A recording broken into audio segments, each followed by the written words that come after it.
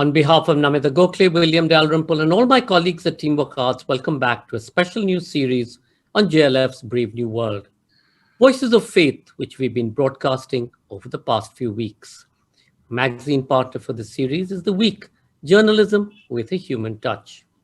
With the onset of the festive season, what better way to mark the eternal fight of good over evil than to discuss one of the greatest pieces of Indian literature, the Ramcharitmanas, Then and Now. Today's session has Pavan K. Varma and Pushpesh Pant in conversation, presented by the Kamini and Vindi Banga Family Trust. In the last two episodes of Voices of Faith, Ramcharitmanas, Then and Now, writer, former diplomat and politician Pavan K. Varma, along with Chitra Divakurni Banerjee and Pragya Tiwari, deconstructed the ideology behind Sita's identity and the concept of Ram Rajya against the backdrop of current realities. In this session today, based on his latest book, The Greatest Ode to Lord Ram, Tulsidas Ramcharitmanas, Varma attempts to analyze the plurality that lies at the core of Hinduism with Pushpesh Pant and explores the poetics and philosophy of the classic today. Tulsidas Ramcharitmanas is one of the greatest lyrical compositions in Indian literature. It was written in the 16th century by Tulsidas in Awadhi, which was the language of the masses rather than the Sanskrit, which was the choice of sage Valmiki. Broke away from literary tradition and made Lord Ram more accessible and relatable to the layperson. Pavan K. Varma is an award-winning writer, diplomat, and politician. Till recently, he was the Member of Parliament in the Rajya Sabha, the upper house of India's parliament, and the former advisor to the Chief Minister of Bihar. He is the author of over a dozen best-selling books, including Ghalib, the Man, the Times, The Great Indian Middle Class, The Book of Krishna, Being Indian, Becoming Indian, and Chanakya's New Manifesto. He has served as ambassador in several countries, including Bhutan. He was the director of the Nehru Center in London, official spokesperson of the Ministry of External Affairs, and the Director General of the Indian Council of Cultural Relations. Pushpesh Pant is a teacher, author, TV anchor, and independent producer of documentaries. He's currently teaching media and sports law at North Cap University. Just to remind you, all our sessions are available on Facebook page JLF Litfest and on our YouTube channel Jaipur Litfest JLF, including the previous parts of this series. Please do remember to ask questions and comment by typing it into the comment section below. Ladies and gentlemen, the Ramcharitmanas, Then and Now, Pavan K. Varma and Pushpesh Pant, presented by the Kamini and Vindi Banga Family Trust. Pushpesh ji, Pavan ji, over to both of you. Pavan bhai, my problem is that I'm fascinated and more than a little intrigued by your latest book. I think Ramcharitmanas is a book with which most of us in North India, at least Hindi-speaking belt, have a very personal relationship. And when you started engaging with this book, you also, in the preface, make it very clear that you have had a very interesting personal relationship with this book. And you आपने इसको बिल्कुल आत्मसात किया हुआ है. You have imbibed it to a degree that when somebody asked you in a past conversation to recite a verse, you sang something and said this is set to Yaman Rag, and you very evocatively painted a picture that the Sanskar Geet, जब आपके घर में, when the bridegroom came and the Jayamala was being offered, this was the song which was sung and which recreated the auspicious atmosphere of the Ramcharitmanas and the Sita Janki Ram Vivah. Now, there's one part. But what made me a little intrigued was, we'll come to that further. You have discussed the plurality, you have discussed various aspects of Ramcharitmanas.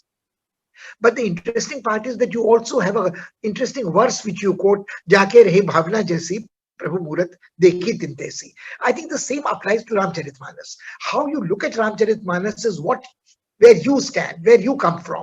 So you as a liberal, modern person mindset,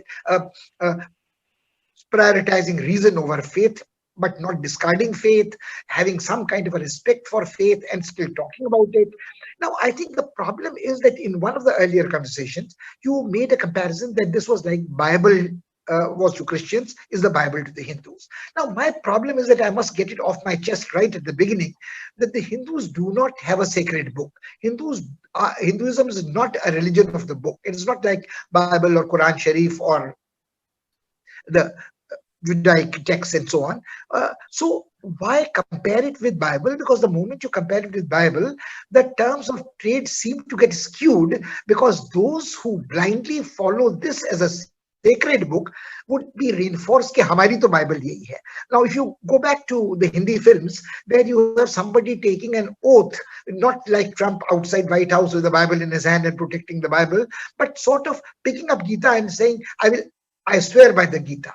Now, Gita again is not a sacred text. You have done such interesting work on Krishna, Mahabharata, Draupadi, Samvad, etc. That is a sermon preached by Krishna to Arjun on the battlefield of Kurukshetra. Now, you, in your earlier conversations on this book, have made very interesting resonances from Mahabharata, Shanti Parv, definition of dharma, morality. We shall all come to that later. But I would like to ask from you, why would you compare it, Ramcharitmanas, to Bible in the highly charged atmosphere of today's polity, where one might say that Ramcharitmanas has been hijacked by people who are Talibanizing the Hindutva of the pluralism, and there is one monotheistic version, not of the Shankaracharya's monotheism, but a monotheistic devotion of Ram as a cult. Thank you, Pushpesh And Bhai. then it sort of dislocates it. No, thank you, Pushpesh Bhai. It's always such a pleasure to talk to you. And I'm glad you asked this question to get it off your chest straight away.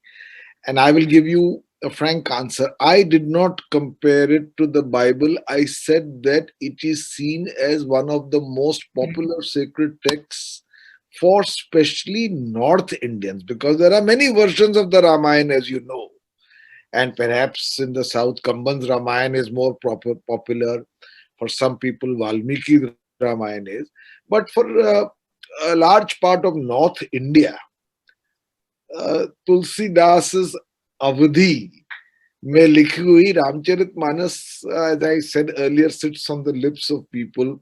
And quite apart from the narrative of the epic, it has so many other nuggets of wisdom which are illustrative of everyday life and its dilemmas that people have internalized it. Actually, the phrase I think was used by the historian Dr. Vincent Smith, who at one point said that the book is, or Griffith, I've forgotten right now, that it is like the Bible for North Indians. I fully agree with you that Hinduism is Hinduism because it has no one pope, no one church alone, no one sacred text, no one only prescribed ritual.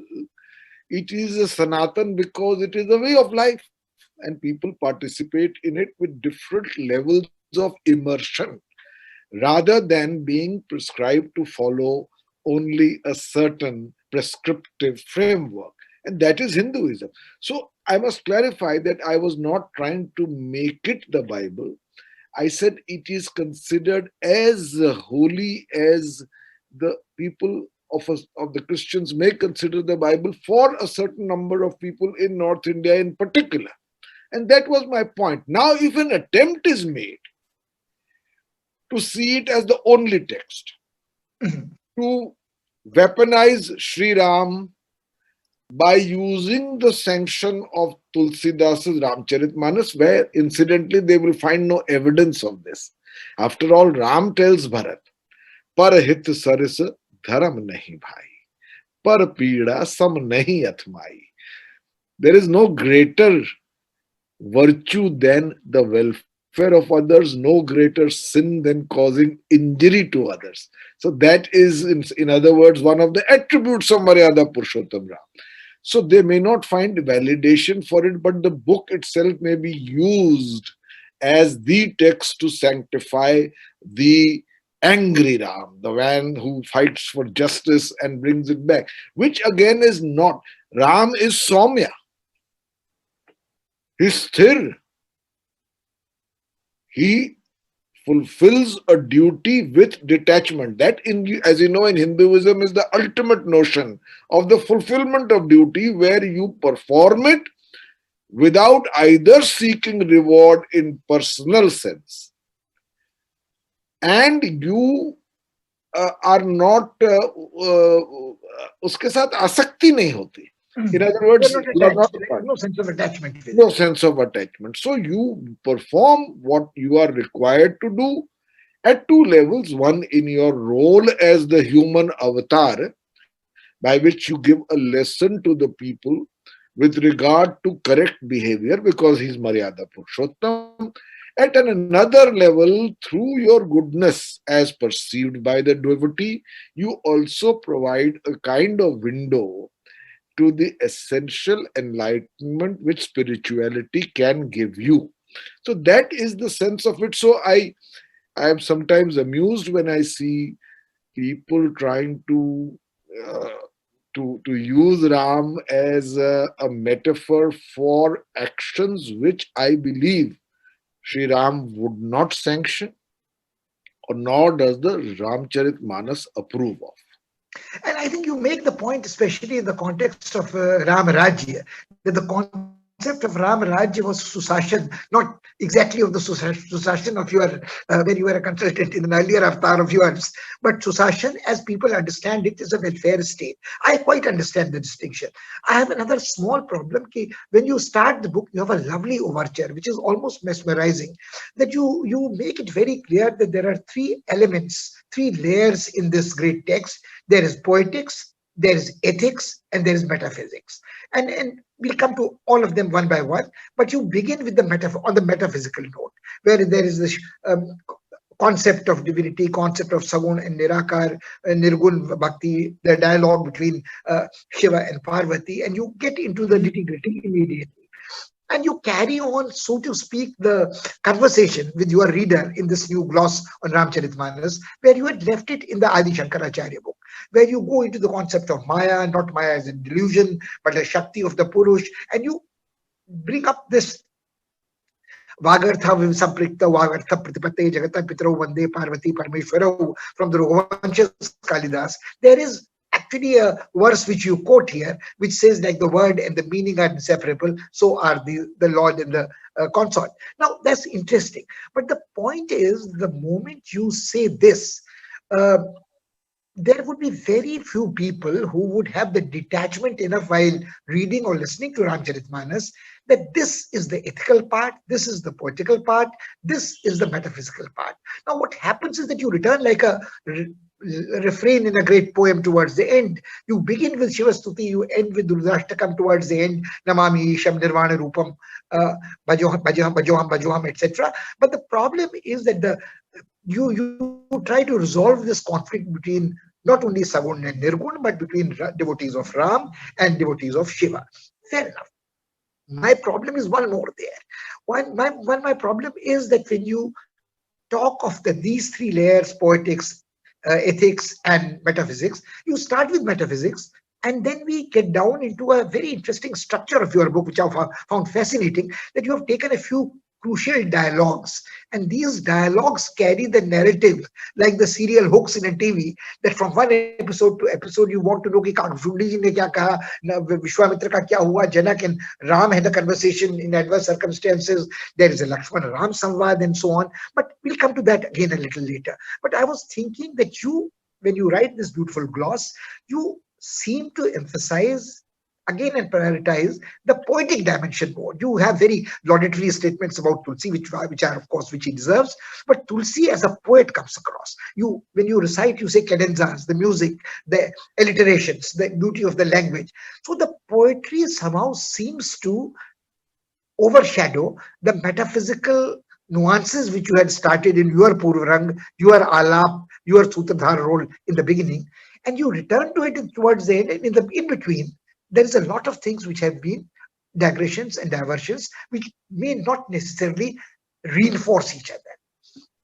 Well, in this book, Pushpesh Bhai, I don't prioritize. I Mhm.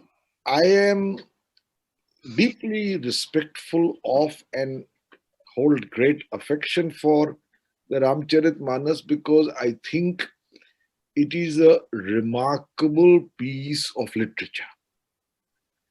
uh, the rhyme, the meter, the use of words, the allegory, the upma, the rupak. I mean, they are uh, in the highest class of the literary genre. At the same time, and this is the remarkable achievement from my point of view of Tulsidas, he, in using that very literary genius, manages to explain for a relatively lay audience as well remarkable fine points of metaphysics or of philosophy. And Hinduism has a very nuanced and complex philosophical tradition. So when he says, for instance, Aguna Sagun Doi Brahma Sarupa, Akata Agatha Anadi Anupa. Now here he has taken Nirgun and Sagun and put it as simply as you and I can recite even to a child in school. Aguna Saguna Doi Brahma Sarupa. They are two sides of the same coin, of the same Brahm, where he or it or that, Tat Tvamasi, is attributeless, it is Nirgun, and when out of his grace or her grace, it assumes certain attributes for the purpose of the devotee, it becomes Sagun, Aguna Sagun, Doi Brahma Surupa. Or he says, Phule Kamal, so hasar kaisa, Nirgun Brahma Sagun Bane jaisa. Now, it is an analogy, it's an upma which is so easily comprehensible. Just like from the still waters of the lake, which is the Nirgun Brahma, a lotus blooms, which has attributes. So Nirgun Brahm becomes Sagun. So now we are taking two exceptionally complex pillars of Hindu philosophy, the Nirgun and Sagun, which in the book I'm currently writing, I discuss in some detail. And he reduces them to not a simplicity, but the ability to put it before an audience in a manner that they understand it without reducing the depth of the message. When Lakshman asks him, explain to me what is Brahm, what is Jeev, what is Maya. And these conversations go on in Tulsidas, along with the narrative in the Manas. So, I mean, imagine a line where he explains the whole notion of Maya to Lakshman by one line. Main arumor torte Maya. The notion of I, mine, and yours is the essence of Maya. The error of perception or avidya that leads to the illusion of the unreal becoming the real and the real becoming the unreal, because it ensnares us in this framework, Main arumor tor te Maya. So he explains it. And one aspect I particularly have emphasized, because I think that's the essence of the Manas and of a great deal of literature of that period. What bridges Nirgun and Sagun for Tulsidas? It is not that they are interchangeable. They stand as concepts which are separate. Ramanuja may have interpreted it through the philosophical medium. Tulsidas's pole vaults over the philosophical gulf. He says, Nirgun becomes Sagun because of bhakti. Once you devote, once you surrender, once there is the complete and absolute acceptance of the divine, then the Nirgun becomes Sagun. It's as simple as that. Now, what the way you describe it is so stimulating. It provokes me to ask you another question, because Ramcharitmanas was composed and written by Tulsi at a time when the majority of his audience was not literate. They were unlettered villagers, maybe. So it is part of a shared heritage of Indians, North Indians particularly, of an oral tradition. Ram Katha ke Vachak hote the. Ram Katha was sung by people, and people who were illiterate or unlettered, had memorized after listening to it time and again at home. There was Sundarkand recitation, there was Hanuman Chalisa, there was Vinay Patrika, and I remember from childhood, the Gita Press Gorakhpur had those Tabiji Ramcharitmanas, there is those Gutka Ramcharitmanas, those Gerua bound Yes. बड़े छापे का large font Ramcharitmanas for people who would be Kala Akshar Bhais Barabar, who would only recognize letters when they were at a certain size or font. But people remembered the verses of Ramcharitmanas because there was a performance of Ram Leela. And what I remember from my childhood in the hills, there was a Ram Leela performed in Radhe Shyam Tarj, which was basically a Parsi theatre rendering of Ram Leela, where Meghnad's wife would say, "Has has o mere sartaj ke sir." The dialogue would the element would remind you of Sora Modi's films. But this stuck in your mind that who was a hero, who was a villain. And there is one interesting thing which I thought was that people formed what was Ramcharitmanas, but how they had first encountered it. Had they encountered, otherwise the narrative is very simple. Ashtakshari Ramayana जो है कि Ram was born, Ram was married to Sita, Ram was sent on a vanvas, Sita was kidnapped, Ram went to Lanka, Lanka was burnt, she defeated Ram, came back, and he was anointed the king of Ayodhya once again. So 8 small compound words finished the story for a man. But what you have done brilliantly, I think, in your dialogical structure of this rendering of Ramcharitmanas, essence of it, you are giving an encapsulated version to a person who may not have encountered Ramcharitmanas other than either Amar Chitra Katha. So those are, which put a distance between you and what you think a character on the screen is. Now, what I would like to ask you is this, that if this is the kind of thing, so everybody thinks that he knows the essence. कि दुख भी ना होए ना प्रीत. जब Sagar refuses to part, the Ram puts on an Agnivan, and then there is the Preet. So people take out from Ramcharitmanas what they think they find is the correct normative behavior. Now, what you have taken great trouble to say that Ram in his human incarnation seems to be lapsing from Dhirodat Nayak or Maryada Purushottam. There are times when he does things which ethics doesn't sort of quite allow. Why is Bali killed like that? What happens to, why does he patronize Vibhishan? There is a bit of a treason. Why does he start lamenting when the seasons change? And incidentally, but why I thought this was a brilliant rendering of Ramcharitmanas, where you have incorporated the cycle of seasons. What happens when rains come, what happens when autumn comes, what happens when summer is there, what happens when monsoon is there, and you have rendered the Bara Masa without that in the Ritu Chakravarnan and so on. And then you also have done something very brilliant, I think, which is the Navras. Kahin, when Ram is born and Kaushalya sees that, oh, this is a divine child, and he says, no, no, I want a child who cries and plays and falls. And so you suddenly have the Vatsalya Ras. Then you have the Shingar, Sanyog and Viyog. Then you have Veer, Rodra, all rasas come there. Now, you also have this extremely interesting samvad between Angad and Ravan, which might be a bit of hasiras also, because if you know original Ramcharitmanas, it says, don't you remember your father was killed by this man, the Ram. And Angad says, but do you forget that my father put you under his armpits and ran around the circles around you? So these insults being exchanged is a part of diplomatic exchange and diplomatic immunity, which Angad and Hanuman claim are other things. But what I was trying to ask you is something specific. When you give a person, you go to an audience who has either not been exposed to Ramcharitmanas, he doesn't know what other versions of Ram Katha is, then there's one thing. But when you say that in the present context, isn't Ramcharitmanas, to borrow Barbara Tuchman's phrase, much too distant mirror to shed useful light on strings of what is not Ramcharitmanas? Like in this, you have Jai Siya Ram. Siya and Ram are inseparable.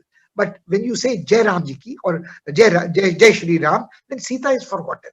And then you bring out statements saying that this is anti-feminist, this is anti-oppressed classes, this is against the canons. But you say that there is an apatha. So why do you have to see? And then this brings me back, because it's going to be a long, involved question. But I was particularly fascinated when you talk of devotees. And aajkal bhakto ka zamana hai, andh bhakti ka zamana hai. And you make a very interesting point there, that Tulsidas makes the point that devotion will take you a long way.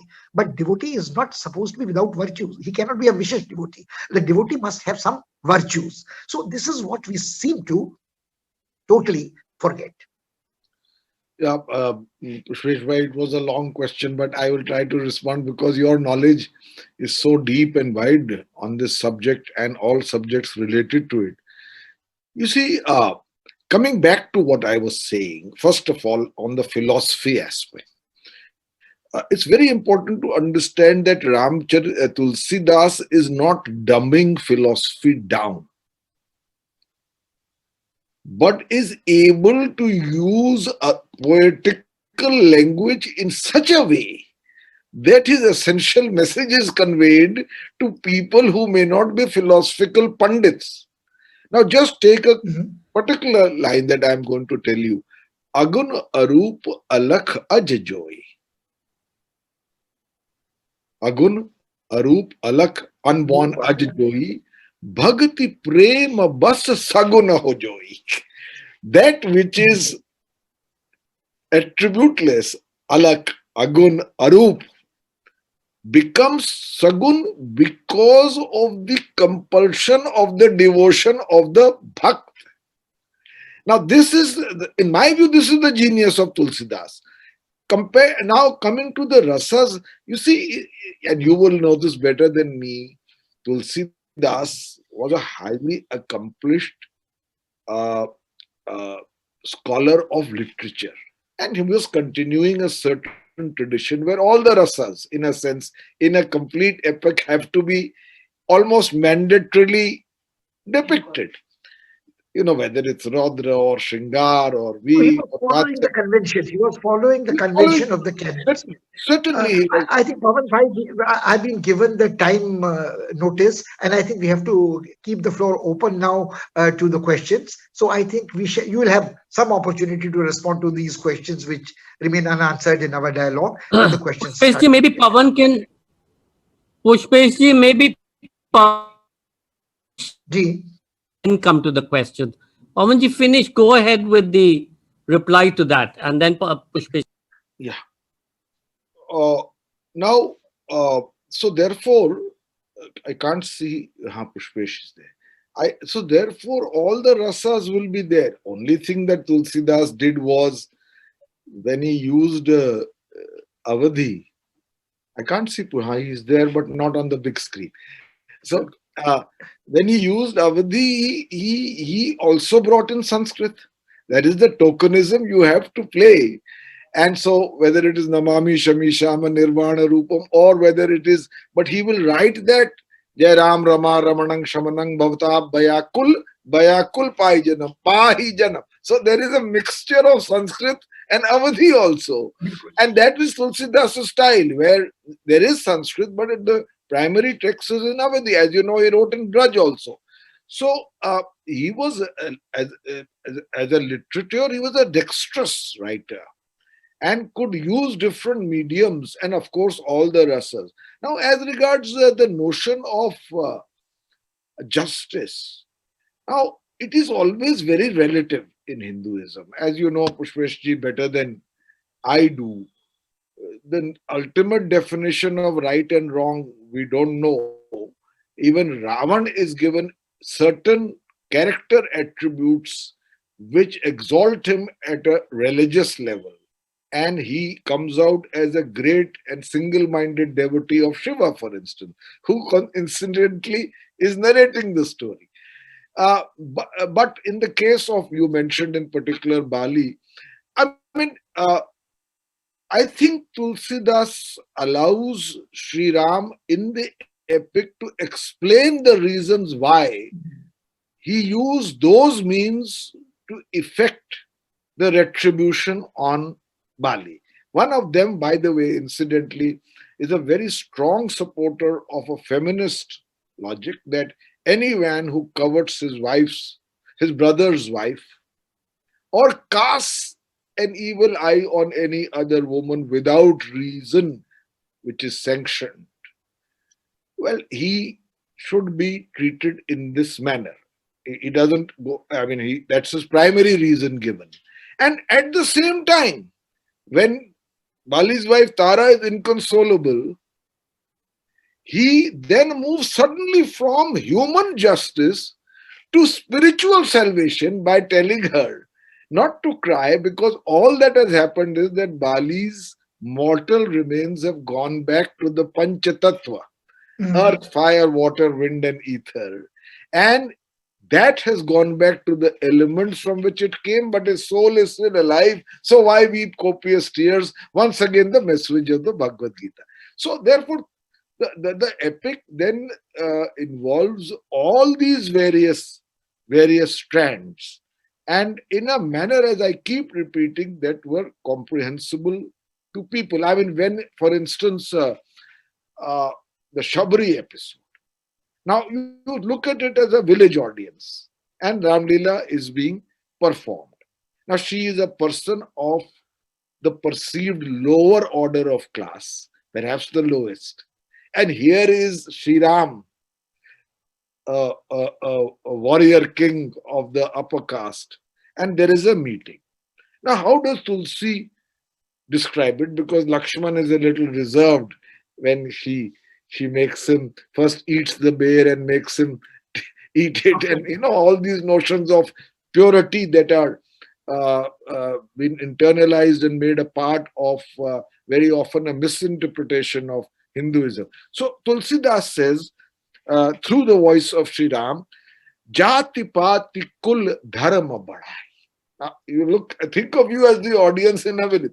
Jati, Pati, Kul, Dharam, Badhai, Dhana Bala Parijan, Guna, Chaturai. all of these, which then you'll understand. Dhana, Bala, Parijan, क्योंकि हर आदमी का एक बड़ा relative होता है. गुण, चतुराई, you are too clever. And then he says, Bhagatihin nar sohiye kaisa. That person who does not have bhakti within him, which is essentially the fount of love and compassion. You know the 3 Ds in the dharmic notion of Hinduism: Daya, Dana, Dam. Controlling one's passion, compassion, and charity. So, Bhagatihin nar sohiye kaise, bin jal barid dekhiye jaise. Now, he's a farmer, and every farmer looks forward to the monsoon.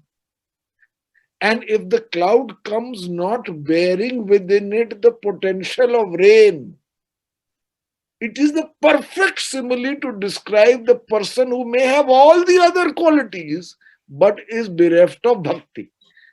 So, therefore, what I'm saying is this is Tulsidas's genius and his philosophy, and the manner in which he bridges philosophically, because today we are also talking of philosophy. By his time, bhakti had become the prime movement. And there was another reason for it. You see, with the Islamic invasion, many of the, even though Hinduism does not have them cast in iron, the institutional forums for the nurturing of religious tradition, including temples, which in their own sense were a focus, like the Buddhist viharas were, had been either destroyed or had become dysfunctional largely. And so most other religions would probably not have survived the onslaught. But Hinduism did, because it reinvented itself. It suddenly democratized itself from the confines of Sanskrit and a few chosen interpreters, largely propagated and perpetuated in more inaccessible forums, to a democratized religion which was every day for the masses.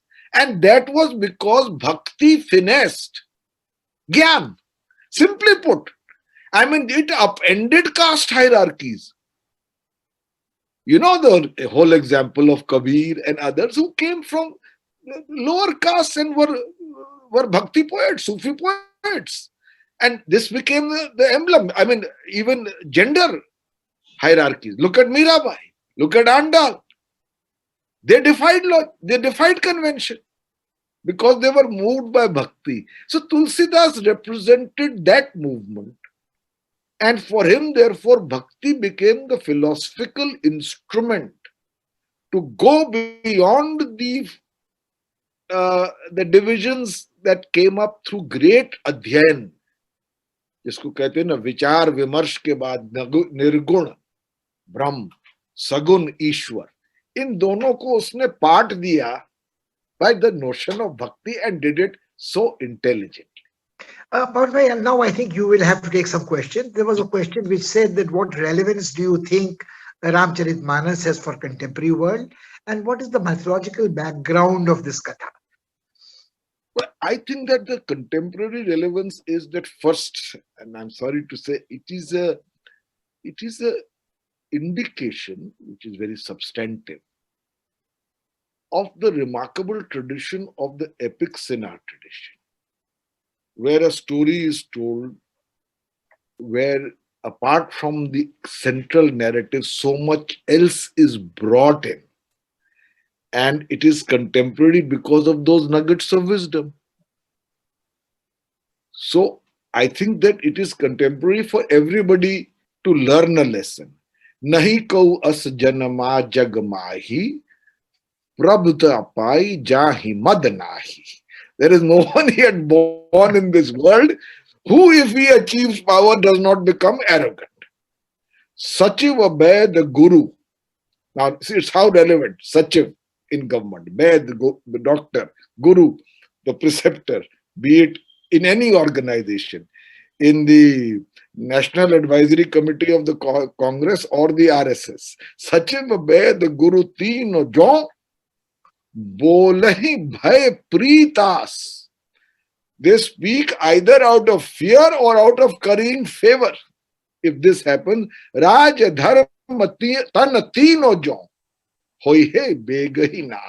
All three will forthwith be destroyed.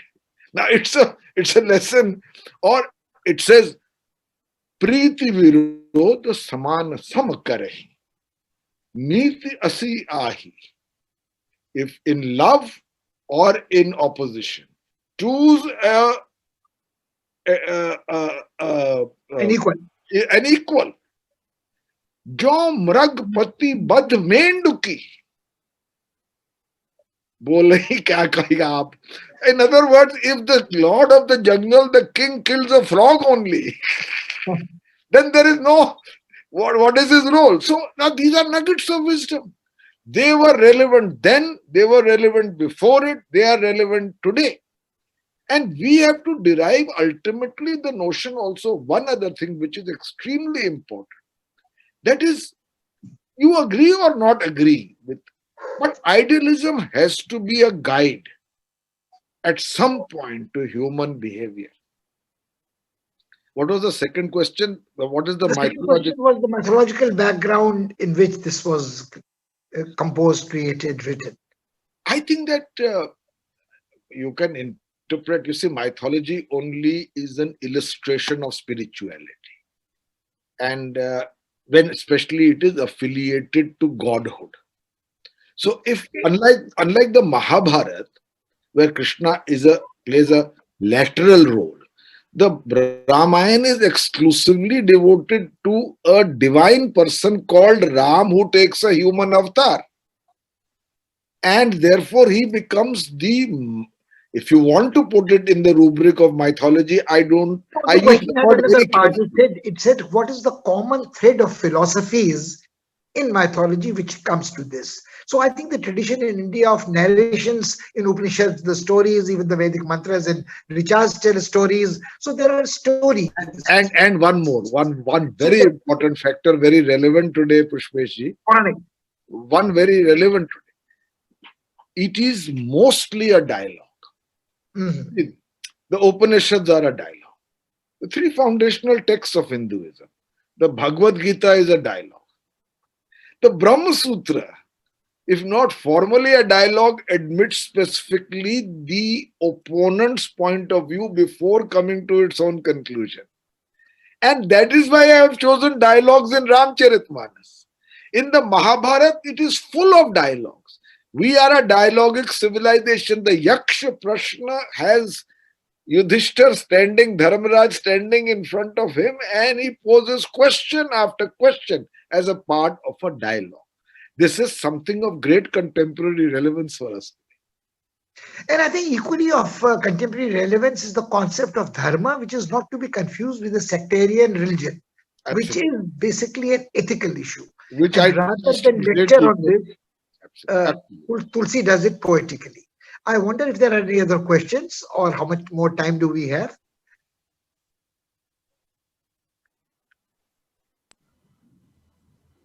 You should have another question coming, but you can ask one, Pushpesh, if it's All not right. showing up on your phone. Fair enough. If it's not showing up on my phone, then I'll ask on by the question, which I think, I would like to go back to the ethical dimension or the ethical layer of Ramcharitmanas. Now, there are very few of us who basically can detach ourselves from our own prejudices, preconditions in the minds, and think in terms, whatever we do, we justify as आपद धर्म, which both शांति पर्व, वो प्रसंग है बड़ा विश्वामित्र और चांडाल वाला, and you always justify what you are doing by saying that whether it's manusmriti, it is आपद धर्म. So whatever somebody else does is adharma, anyaya. But whatever you do, so this concept of justice, and you made this very interesting point that when we talk in terms of kya karna chahiye, what is good, what is evil, so we don't have a concept of evil or a devil in Hindu religion at all. But we also have a concept of what is the right thing to do. So dharma is the right thing to do. Uh, and देखिए, अगर धर्म को आप शिष्टाचार के रूप में लें, ji. now शिष्टाचार itself is not fully defined. By the way, let me say to you, it's much easier to define it and issue a diktat. It makes it easier for devotees. It may spawn a great deal of hypocrisy and deviation, but it's easier for a religion. But Hinduism, I must say, when I especially am fascinated by its notion of dharma, has the courage to say that these are qualities that are good. But what is right in absolute terms, we hesitate to pass final judgment. It's a very, probably no other religion will wade so deep into controversial waters by refusing to take a stand because of very pragmatic and logical considerations. Suppose a starving man about to collapse takes an apple from a rich man's orchard, steals it. Is the act wrong or right? In absolute terms, wrong because it's stealth. Stealth. But there are so many condoning factors.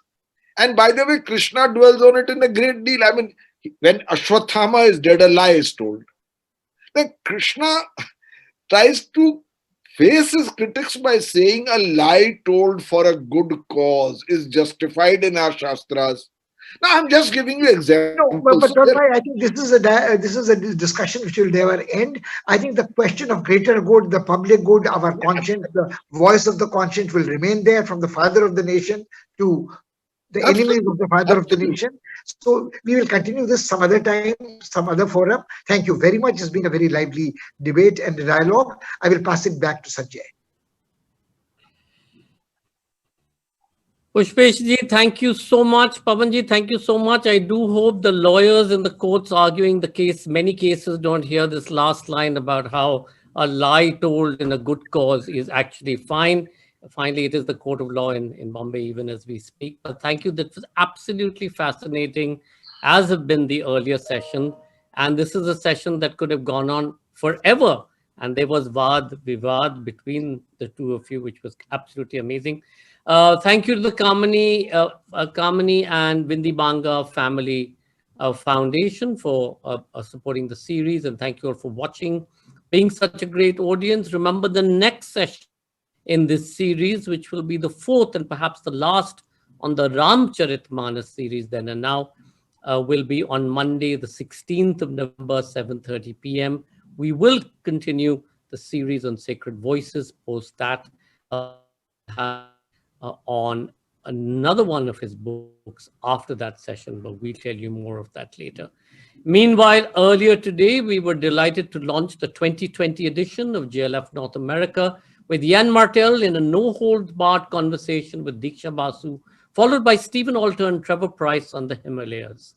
JLF North America will feature Nobel laureates, Man Booker, and Pulitzer Prize winners, including Eric Cornell, Michael Sandel, William Caleb McDaniel, Vijay Shashadri, and so many others to discuss issues including the American elections, Black Lives Matter, environment, history, science, travel, nation and identity, nationalism, as Pavan Varma talked about, and fiction and poetry.